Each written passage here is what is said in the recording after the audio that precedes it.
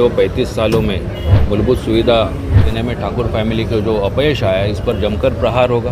School, खुद के hospital बनाए गए, इस पर प्रहार होगा। सामने महायुति है, महाविकास है, या 35 साल का कोई शासन है, हम किसी को गिनते नहीं, हम लड़ने वाले। जब मैंने अभी भी कहा है कि ठाकुर साहब ने क्या क्या विकास किया है, ठाकुर साहब ने एक बार अपने मन से जाहिर करे।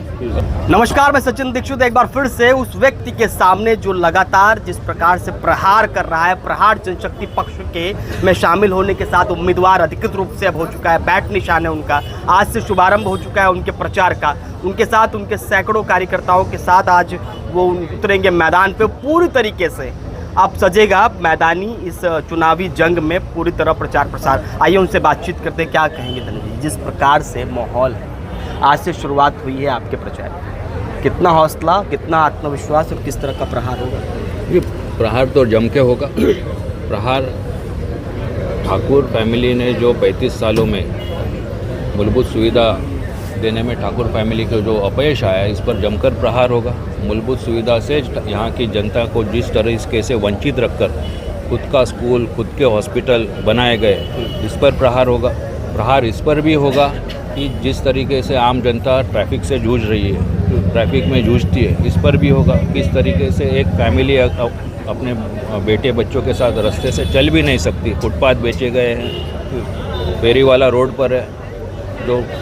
तो इस हर आम आदमी के लिए और हम हर आम आदमी के समस्या के लिए हम प्रहार करेंगे। क्या लगता है जिस प्रकार से 35 साल की सत्ता, सामने महायुति, एक तरफ महाविकास अघाड़ी और आप तीसरी अघाड़ी के रूप में मैदान में, तो इस जंग में किस तरह निकलने का आत्मविश्वास? और लगता है कि जिस तरीके से अन्य पार्टियां जिनके पास ताकत है, प्रशासन है, शासन है, आपके पास एक सामान्य तरीके की एक ऐसी पार्टी जिसे कहा जाता है बच्चू कडू सामान्य आमदार, और सामान्य लोगों के लिए तमाम तरह के उनके ऊपर कहा जाता है सामान्य तरीके से एक आमदार है। तो इस तरह का दल लेकर कैसे लड़ेंगे उनके सामने जो महाशक्ति कहते हैं अपने आप को, जो 35 साल की सत्ता कहते हैं अपने? देखिए, पहले तो मैं आपकी एक गलतफहमी दूर करता हूँ कि बच्चू कडू को, मुझे नहीं लगता है कोई उनका आकलन सामान्य आमदार से कहेगा। पूरी सत्ता को झुकाने वाला वो एक अकेला आमदार है विधानसभा में।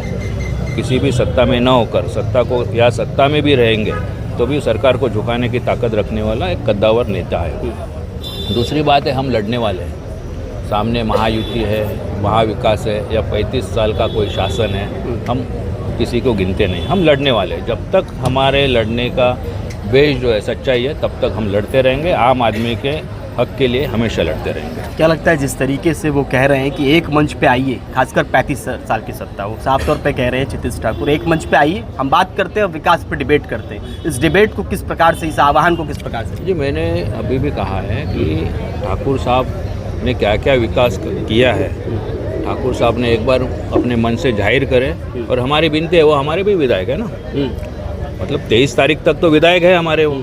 तो हमारी उनसे एक रिक्वेस्ट है कि जो जो विकास उन्होंने कहा है, कभी हमारे साथ भी चले, हमारा हाथ पकड़ो, हम भी दिखा दें उन्होंने क्या क्या विकास किया है। उस मंच को स्वीकार करते हैं? जी, मंच को स्वीकार करेंगे, लेकिन उन्होंने हमारा एक आह्वान स्वीकारना पड़ेगा कि हमारे साथ एक दिन उन्होंने पूरे वसई विरार में हम जहाँ जहाँ लेके चलेंगे वहाँ भ्रमण करें और कहे कि ये विकास है, तो हम भी मान लेंगे कि ये विकास है। अच्छा, वो जिस प्रकार से बार बार कह रहे हैं कि अब इस बार हमारी जीत है, बार बार वो जीत का दावा कर रहे हैं, तो इसका फैक्टर क्या है, कारण क्या है, और क्या इसे किस तरीके से लिया जाए?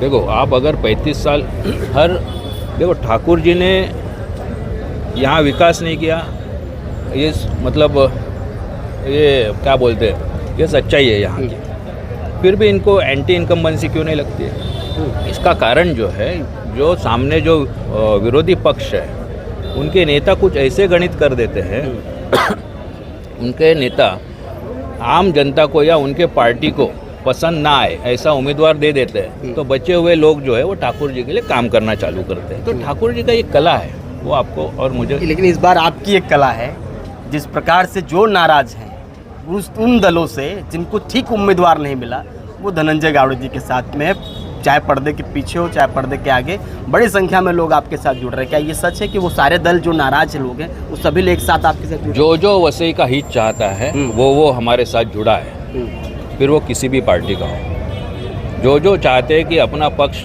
ठाकुर जी के क्या बोलते हैं दरवाजे पे बांधा है हमारे पार्टी नेताओं ने, वो पक्ष के जो जागरूक नेता है, जागरूक कार्यकर्ता है, वो सब हमारे साथ है, जो वसई का हित चाहते हैं, भला चाहते हैं। 23 तारीख को क्या कुछ हो सकता है, हम अनुमान? देखेंगे ना, अनुमान करने वाले हम कौन होते हैं? अनुमान तो ये जनता करेगी, हम क्या करेंगे। ये थे धनंजय विट्ठल गावड़े, इनका साफ तौर पे कहना था जिस प्रकार का माहौल है उस माहौल के हिसाब से आज बिगुल बज चुका है। इस बिगुल बजने के साथ में इस चुनावी समर और इस प्रचार प्रसार के बीच में ये ठीक से उतरेंगे मैदान में और दिखाएंगे कि जीत आखिर कैसी होती है। देखना ये होगा कि आने वाले समय किस तरह का माहौल होता है।